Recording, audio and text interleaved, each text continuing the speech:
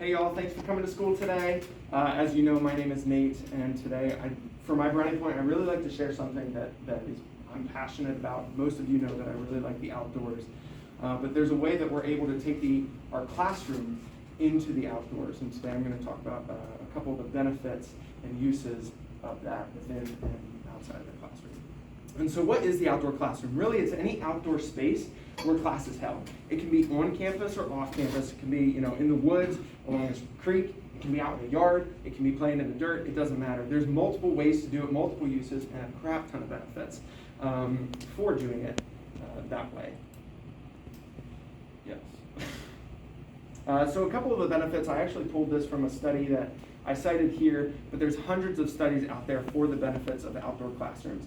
Some of those include students have increased retention of their material that they learn. They actually get physically active out of that, sedentary lifestyle within a classroom, and they actually experience stress relief and feel rejuvenated throughout the day. It's really relevant in a classroom, especially because of COVID-19. Outdoor classrooms became extremely popular because of COVID and social distancing. There's a lot of overlap in ag curriculum, and for overall student improved learning, students are better off learning in an outdoor setting. There's a couple different ways that we're able to apply outdoor classrooms in an ag area. First of all, they can apply to pretty much any subject area, math, reading, science, it doesn't matter. You can take your students outside. Most units and lessons, especially within natural resources, fish, wildlife curriculum, can be applied outside.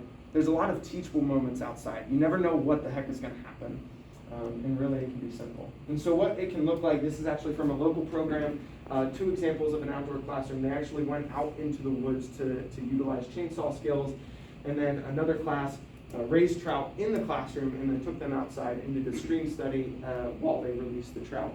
But not every school has the opportunity to go off campus.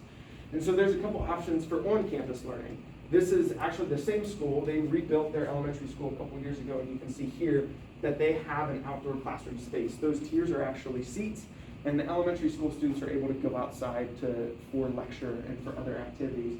And then the same program, this is the high school working with those elementary school students for a school garden.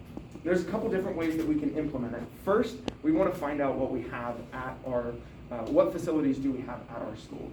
Do we have access to a stream? Do we have access to woods? How much land do we have? Or do we just have a yard?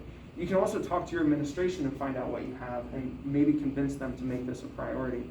And there's also grant money out there for you to apply an outdoor classroom into your setting. As we think about student teaching, you can have that same conversation with your CT. Talk about your options. So I know Greenwood is close to the Juniata River, so we have that option of going outside for that. Think about how you can adapt your lessons to take outside. Can you teach this in the room or can you teach this out in the yard? And so really, that was a whole lot to say in so little time to do it. If you have any questions about how you can implement this in your room, I'd love to have that conversation. And I really thank you guys for listening today.